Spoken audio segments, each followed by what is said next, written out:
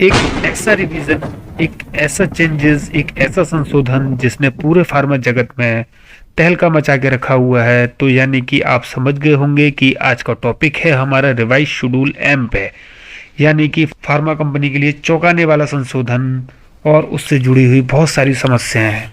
क्योंकि बहुत लोगों को तो समझ में ही नहीं आ रहा है कि इस शेड्यूल में क्या क्या चेंजेस हुए हैं, तो आज हम वही सब चीज़ डिस्कस करने वाले हैं। नमस्ते दोस्तों, स्वागत है आपका हमारे चैनल में, जहां हम आज आपको बताने वाले हैं कि सच में चेंजेस हुए क्या क्या हैं और किस तरीके से उनको मैनेज करना है। तो अगर आप ये जानना चाहते हैं तो ये वीडियो आप ही के लिए है। तो चलिए आप वीडियो को देखिए, वीडियो को लेकिन एंड तक जरूर देखिएगा। अगर आप बीच में स्किप करेंगे तो आपको समझ में शायद ना आए।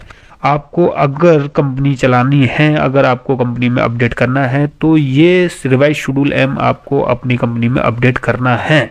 अगर आप ये नहीं कर पाते हैं तो CDSCO आपको फॉल्टी करार कर देगा और आपको बहुत सारा नुकसान हो सकता है, बहुत सारी प्रॉब्लम हो सकती है। तो चलिए वीडियो को स्टार्ट करते हैं। वीडियो को स्टार्ट करने से पहले जो भी मेरे चैनल को फर्स्ट टाइम देख रहा है तो प्लीज मेरी वीडियो को लाइक कर दीजिए, चैनल को सब्सक्राइब कर लीजिए। तो चलिए वीडियो को स्टार्ट करते हैं और देखते हैं कि क्या क्या चेंजेस हुए हैं, क्योंकि बहुत लोगों को समझ में नहीं आया है। तो देख लेते हैं। तो ये है फर्स्ट स्लाइड जिसमें हमने रिवाइज शेड्यूल एम के बारे में बताया है कि ये कब अपडेट हुआ है। तो इसमें इन्होंने दो कैटेगरी में डिवाइड किया है। फर्स्ट कैटेगरी वो है जिसमें जिनका टर्नओवर 250 करोड़ से ऊपर है, उनको 6 मंथ का टाइम है कि 6 मंथ के अंदर जितने भी चेंजेस हैं वो अपने प्लांट में करा लें।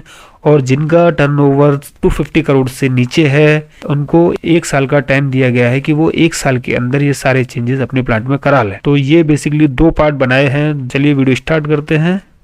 तो चलिए देखते हैं। फर्स्ट पॉइंट आता है हमारा फार्मास्यूटिकल क्वालिटी सिस्टम। तो हमें अपने प्लांट के अंदर फार्मास्यूटिकल क्वालिटी सिस्टम को इम्प्लीमेंट करना है, यानी कि ISO 9001 को इम्प्लीमेंट करना है। अगर हम ऐसा करने में कामयाब होते हैं तो हम ये फार्मास्यूटिकल क्वालिटी सिस्टम का पॉइंट है उसको कंप्लाइज कर सकते हैं, क्योंकि अभी तक कहीं भी शेड्यूल एम के अंदर इस चीज़ का जिक्र नहीं था कि फार्मास्यूटिकल क्वालिटी सिस्टम अपने प्लांट में इम्प्लीमेंट होना चाहिए। तो अभी ये इन्होंने ऐड किया है। इसके अकॉर्डिंग हमें क्या क्या करना चाहिए वो देख लेते हैं। Periodic senior management review meeting होनी चाहिए, जिसमें कंटिन्यूस इम्प्रूवमेंट का प्रोसेस अपने पास होना चाहिए कि प्रोडक्ट से रिलेटेड क्या क्या इंप्रूवमेंट होने चाहिए, प्रोसेस से रिलेटेड क्या क्या इंप्रूवमेंट होने चाहिए और सिस्टम से रिलेटेड क्या क्या इंप्रूवमेंट हमारे पास होने चाहिए। साथ में हमारे पास क्वालिटी मैनुअल्स होने चाहिए कि हमारी क्वालिटी का इम्पैक्ट क्या क्या पड़ने वाला है, वो चीज़ सब चीज़ हमें डिसाइड होना चाहिए। तो क्वालिटी मैनुअल्स हमारे पास होने चाहिए और साथ में हमारे पास जो मैनेजमेंट है उनकी रिस्पॉन्सिबिलिटी होनी चाहिए कि हमारे मैनेजमेंट की रिस्पॉन्सिबिलिटी क्या क्या होने वाली है। तो ये एक बेसिक पॉइंट इन्होंने ऐड किया है, तो हमें ये प्लांट के अंदर इम्प्लीमेंट करना है। नेक्स्ट आता है क्वालिटी रिस्क मैनेजमेंट। तो क्वालिटी रिस्क मैनेजमेंट के अकॉर्डिंग हमें क्वालिटी रिस्क मैनेजमेंट अपना बनाना चाहिए, पूरा QRM करना चाहिए, जिसमें हमारा प्रोसेस से रिलेटेड, अपना सिस्टम से रिलेटेड, इक्विपमेंट से रिलेटेड सारा हमें डिज़ाइन करना चाहिए और रिस्क को कम्युनिकेट करना चाहिए। साथ में उसका मिटिगेशन प्लान होना चाहिए। तो ये सब चीज़ होना चाहिए। इसके बाद हमारे पास प्रोडक्ट क्वालिटी रिव्यू होनी चाहिए। हमें जितने भी ईयरली हमने बैच बनाए हैं उनको हमें प्रॉपर रिव्यू करना चाहिए, ताकि हमारे प्रोडक्ट की कंटिन्यूसली पता चले कि हमारा प्रोडक्ट की क्वालिटी क्या है। थर्ड पॉइंट आता है GMP of the pharmaceutical product. इसके अंदर जितने भी हमारे पास मैन्युफैक्चरिंग प्रोसेस हैं वो क्लियरली डिफाइंड होनी चाहिए, यानी कि हमारे पास MFR अवेलेबल होनी चाहिए। उसके बाद जितने भी मशीन है उनकी क्वालिफिकेशन होनी चाहिए, सिस्टम है उनकी क्वालिफिकेशन होनी चाहिए और जितने भी प्रोडक्ट हैं उनके वैलिडेशन अवेलेबल होने चाहिए। उसके बाद जितने भी प्लांट में वर्कर काम कर रहे हैं, जितना भी स्टाफ काम कर रहा है वो प्रॉपर ट्रेंड होना चाहिए। हमारे पास प्रॉपर मशीन होनी चाहिए, प्रॉपर इक्विपमेंट होने चाहिए, प्रॉपर इंस्ट्रूमेंट होने चाहिए और प्रॉपर प्लांट में स्पेस होना चाहिए, एडुकेट स्पेस होना चाहिए। और उसके बाद हमारे पास रिटर्न में स्पेक STP होना चाहिए, जो कि हमारी करेंट जो फार्माकोपिया है उसको हमारा प्रोडक्ट मीट करना चाहिए, यानी कि प्रॉपर लेबोरेटरी भी हमारे पास होना चाहिए। तो ये है थर्ड पॉइंट जो कि GMP of the pharmaceutical product है। नेक्स्ट पॉइंट आता है सैनिटाइजेशन एंड हाइजीन का। तो हमारे पास प्रोसीजर अवेलेबल होने चाहिए फॉर सैनिटाइजेशन एंड हाइजीन का, पर्सनल का, premises, equipment and apparatus, production material का एंड कंटेनर का। तो ये हमारे पास एक कंप्रेहेंसिव प्रोग्राम होना चाहिए सैनिटाइजेशन एंड हाइजीन का, जिससे कि हम एलिमिनेट कर सकें कंटामिनेशन को। तो ये प्रोग्राम हमारे पास अवेलेबल होना चाहिए। तो ये है fourth point sanitisation and hygiene का। फिफ्थ पॉइंट आता है क्वालिफिकेशन एंड वैलिडेशन का। तो इसमें रिवाइज शेड्यूल बोलता है कि आपके पास वैलिडेशन मास्टर प्लान होना चाहिए जिसके अंदर क्वालिफिकेशन और वैलिडेशन की फ्रीक्वेंसी डिफाइन होनी चाहिए, और उसके बाद आपके पास सपोर्टिंग यूटिलिटी इक्विपमेंट प्रीमाइसिस का क्वालिफिकेशन होना चाहिए जिसमें DQ, IQ, OQ, PQ सारा अवेलेबल होना चाहिए। उसके बाद आपके पास analytical method validation, computer system validation, cleaning validation available होने चाहिए, और तो इनके सबके प्रोटोकॉल और अप्रूव्ड रिपोर्ट आपके पास होने चाहिए। तो ये है फिफ्थ पॉइंट क्वालिफिकेशन वैलिडेशन का। सिक्स्थ पॉइंट है कंप्लेंट्स एंड एडवर्स रिएक्शन का। इसके अंदर आपके पास प्रोसीजर अवेलेबल होना चाहिए कंप्लेंट हैंडलिंग का, और आपको इन्फॉर्मेशन देनी है अपने लाइसेंसिंग अथॉरिटी में अगर कोई प्रोडक्ट फॉल्टी मिलता है या प्रोडक्ट में डिटोरेशन की प्रॉब्लम होती है तो उसका प्रोसीजर आपके पास होना चाहिए। और आपको प्रोसीजर बनाना है, पीरियोडिक रिव्यू करने हैं, जितनी भी कंप्लेन आपकी आती हैं तो उनको रिव्यू करना है और उन पर फोकस करना है कि रिकरेंस ना हो। और आपको फार्माको विजिलेंस का प्रोसीजर बनाना है, अगर कोई एडवर्स रिएक्शन अगर होता है तो उसकी इन्फॉर्मेशन आपको लाइसेंसिंग अथॉरिटी को देनी है। नेक्स्ट पॉइंट आता है प्रोडक्ट रिकॉल का। तो इसके अंदर रिवाइज शेड्यूल में आपको क्लियरली मेंशन करता है कि आपके पास रिटर्न प्रोसीजर होना चाहिए प्रोडक्ट रिकॉल का, और साथ में आपको इन्फॉर्मेशन देनी है लाइसेंसिंग अथॉरिटी को अगर कोई प्रोडक्ट आप किसी कारण से रिकॉल कर रहे हैं तो उसका भी एक प्रोसीजर आपके पास होना चाहिए। इसके बाद आपके पास रिटर्न इंस्ट्रक्शन होनी चाहिए कोई भी प्रोडक्ट आपने जो रिकॉल किया उसको स्टोर करने का in the segregated area. Next point आता है चेंज कंट्रोल का। तो आपके पास रिटर्न प्रोसीजर होना चाहिए चेंज कंट्रोल का, जिसमें अगर आपको डॉक्यूमेंटेशन में कुछ चेंज करना है, रॉ मटेरियल में, स्पेसिफिकेशन में, एनालिटिकल मेथड में, फैसिलिटी में, सपोर्ट सिस्टम में, इक्विपमेंट में, तो आपको उसका एक रिटर्न प्रोसीजर बनाना है कि हमें किस तरीके से चेंज करना है। इसके बाद अगर आपने फॉर्मुलेशन में कुछ भी चेंज किया है तो आपको उसके बाद उसकी स्टेबिलिटी चार्ज करनी है, क्योंकि आपको उसका इम्पैक्ट को ध्यान में रखना है कि उसका क्या इम्पैक्ट हो सकता है, और कुछ ऐसा होता है तो वो भी आपको चेंज कंट्रोल के थ्रू चेंज करना है। नेक्स्ट पॉइंट आता है प्रोडक्शन अंडर नॉन लाइसेंस और contract and contract analysis and other activity. तो इसमें क्या है, आपको अगर आप थर्ड पार्टी कर रहे हैं या आप नॉन लाइसेंसिंग कर रहे हैं या आप आउटसाइड से एनालिसिस करवा रहे हैं तो आपको इनके बीच में एग्रीमेंट कराना बहुत जरूरी है। तो आपको 100 रुपये के स्टाम्प पेपर पे एग्रीमेंट करना है। अगर नॉन लाइसेंसिंग कर रहे हैं तो सारी रिस्पॉन्सिबिलिटी नॉन लाइसेंसिंग की है, अगर आप थर्ड पार्टी मैन्युफैक्चरिंग कर रहे हैं तो मैन्युफैक्चरर की है, और आप आउटसाइड एनालिसिस करवा रहे हैं तो जो भी एनालिसिस कर रहा है उसकी रिस्पॉन्सिबिलिटी होती है, जो आप अपने कॉन्ट्रैक्ट एग्रीमेंट में डाल सकते हैं। नेक्स्ट पॉइंट आता है self inspection, suppliers audit and approval का। तो आपको सेल्फ इंस्पेक्शन करना है अपने प्लांट में जिसकी फ्रीक्वेंसी 1 इन अ ईयर होनी चाहिए, और आपके पास रिटर्न प्रोसीजर अवेलेबल होना चाहिए। साथ में आपके पास क्वालिटी ऑडिट्स के भी रिटर्न प्रोसीजर होने चाहिए जो कि आप आउटसाइड से करवाएं या इंडिपेंडेंट स्पेशलिस्ट से किसी से करवाते हैं, और आपको डेडिकेटेड टीम बनानी है जो कि सेल्फ इंस्पेक्शन के लिए रिस्पॉन्सिबल होगी। और अगर आप कोई RM रॉ मटेरियल या PM पैकिंग मटेरियल सप्लाई करते हैं तो उनकी भी आपको क्वालिटी ऑडिट्स करने हैं। नेक्स्ट पॉइंट आता है पर्सनल का। तो पर्सनल के लिए आपके पास ऑर्गेनाइजेशन चार्ट अवेलेबल होना चाहिए, साथ में जितने भी लोग काम कर रहे हैं उनको अवेयर होना चाहिए GMP से रिलेटेड, और उनको प्रिंसिपल पता होना चाहिए GMP का, उनको कंटिन्यूस ट्रेनिंग होनी चाहिए इंक्लूडिंग हाइजीन और GMP की। साथ में जितने भी की पर्सन हैं उनकी जॉब रिस्पॉन्सिबिलिटी होनी चाहिए, एजुकेशन क्वालिफिकेशन होनी चाहिए, साथ में ऑथराइज पर्सन अवेलेबल होने चाहिए जो कि आपका फिनिश प्रोडक्ट को रिलीज करने के लिए ऑथराइज हो, साथ में रेगुलेटरी रिक्वायरमेंट और कंप्लाइंस के लिए भी जिम्मेदार हो। तो ये पर्सनल का रिक्वायरमेंट है। तो चलिए देखते हैं नेक्स्ट पॉइंट आता है प्रीमाइसिस का। तो प्रीमाइसिस में आपके पास डेडिकेटेड एरिया होना चाहिए for weighing of starting material, साथ में आपके पास फैसिलिटी ऐसी होनी चाहिए जिसमें क्रॉस कंटामिनेशन ना हो। अगर आप कोई भी सेंसिटाइजिंग मटेरियल जैसे कि पेनिसिलिन, बायोलॉजिकल प्रिपरेशन और अदर प्रोडक्ट जैसे कि हाईली एक्टिव प्रोडक्ट हो गए जैसे कि एंटीबायोटिक, हार्मोन, साइटोटॉक्सिक सब्सटेंस या नॉन फार्मास्यूटिकल प्रोडक्ट है तो वो आप सेम फैसिलिटी में नहीं बना सकते, उसके लिए आपको डेडिकेटेड फैसिलिटी चाहिए। नेक्स्ट पॉइंट आता है इक्विपमेंट का। तो इसके अंदर आपके पास वैलिडेटेड क्लीनिंग प्रोसीजर होना चाहिए, साथ में उसकी होल टाइम स्टडी होनी चाहिए ताकि आपको पता चले कि इसका क्लीनिंग का फिक्स शेड्यूल क्या है।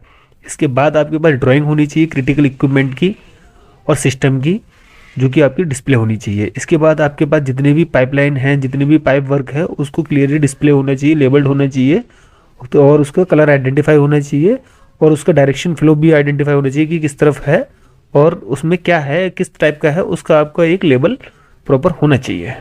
पॉइंट आता है मटेरियल का। तो जब भी हम मटेरियल रिसीव करें चाहे वो पैकिंग मटेरियल हो या रॉ मटेरियल हो तो हमें वो फर्स्ट इन फर्स्ट आउट के अकॉर्डिंग ही मेंटेन करना है, या फिर हम फर्स्ट एक्सपायरी फर्स्ट आउट के थ्रू उसको मेंटेन करें।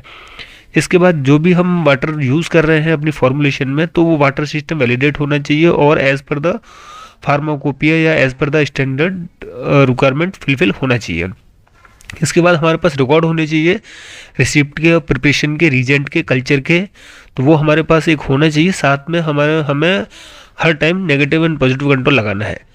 इसके बाद जो भी हम रीजेंट बना रहे हैं लेबोरेटरी में, तो वो प्रॉपर लेबल्ड होने चाहिए, जिस पे concentration, standardisation factor, shelf life and date of re standardisation and due date and the storage condition patient by signed, वो पूरा लेवल होना चाहिए। साथ में प्रिंटेड पैकिंग मटेरियल हमारे पास सिक्योर्ड एरिया में, हमें रेस्ट्रिक्टेड एरिया में कंट्रोल करने हैं। साथ में कट लेवल के लिए, लूज प्रिंटेड लेवल के लिए और ट्रांसपोर्टेड सेपरेट क्लोज कंटेनर हमारे पास होने चाहिए। नेक्स्ट पॉइंट आता है रेफरेंस स्टैंडर्ड का।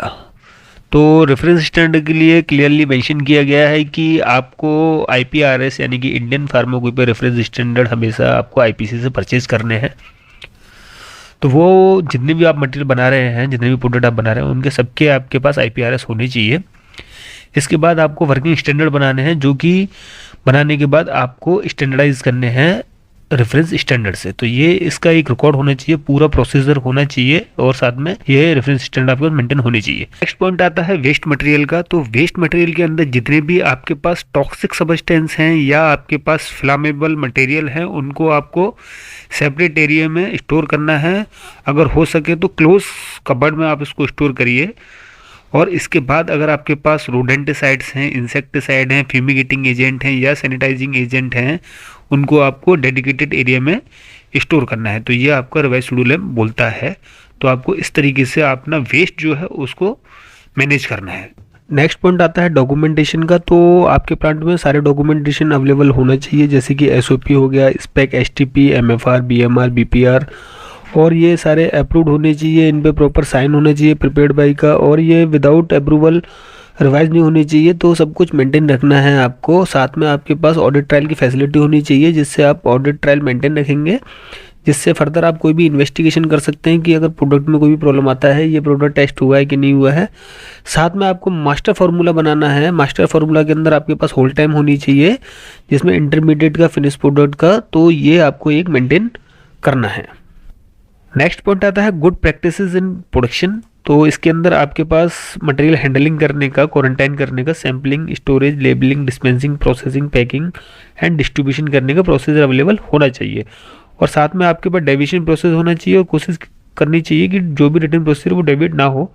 इसके बाद आपके पास स्टोरेज करने का टाइम डिसाइड होना चाहिए प्रोसेसिंग मटेरियल को, जो भी आप स्टोरेज कर रहे हैं। साथ में आपको क्लीनिंग बिफोर और आफ्टर क्लीनिंग का टाइम लिमिट डिसाइड होनी चाहिए। और साथ में आपके पास लाइन क्लियरेंस प्रोसेस होना चाहिए पैकिंग स्टार्ट करने से पहले।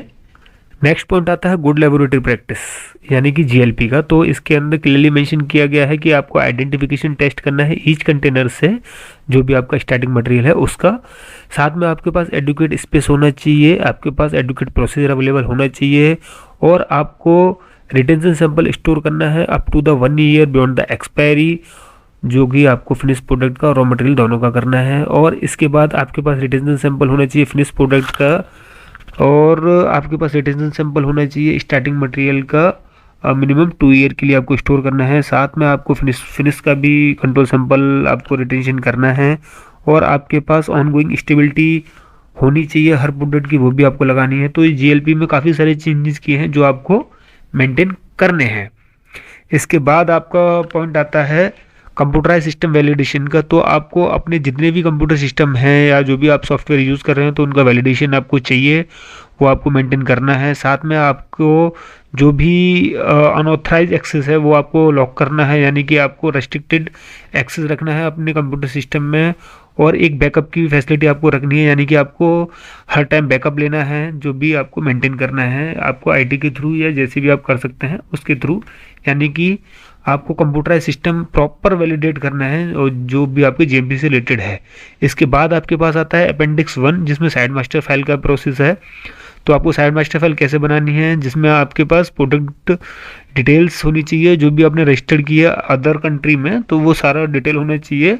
फार्मास्यूटिकल क्वालिटी सिस्टम होना चाहिए, उसके अंदर quality risk assessment, change control, master validation plan, validation policy और प्रोडक्ट क्वालिटी रिव्यू का उसमें एक कॉलम होना चाहिए, जो कि क्लियरली मेंशन होना चाहिए। तो ये काफ़ी सारे चेंजेस हैं। आई होप आपको सारे चेंजेस समझ में आए होंगे, वीडियो अच्छा लगा होगा। वीडियो अगर अच्छा लगा है तो प्लीज़ वीडियो को लाइक करिए, चैनल को सब्सक्राइब करिए। साथ में नेक्स्ट टॉपिक के लिए जो कि पर्टिकुलर ओएचडी के लिए है, पेरेंटल के लिए, तो उसके लिए मैं एक अलग वीडियो बनाऊंगा, तो आप वहां से वो मेरा वीडियो देख सकते हैं। तो लिंक आपको डिस्क्रिप्शन में मिल जाएगा, आप वहां से मेरा डिस्क्रिप्शन से वो वीडियो देख सकते हैं। तो मिलते हैं नेक्स्ट वीडियो में, जब तक के लिए बाय बाय।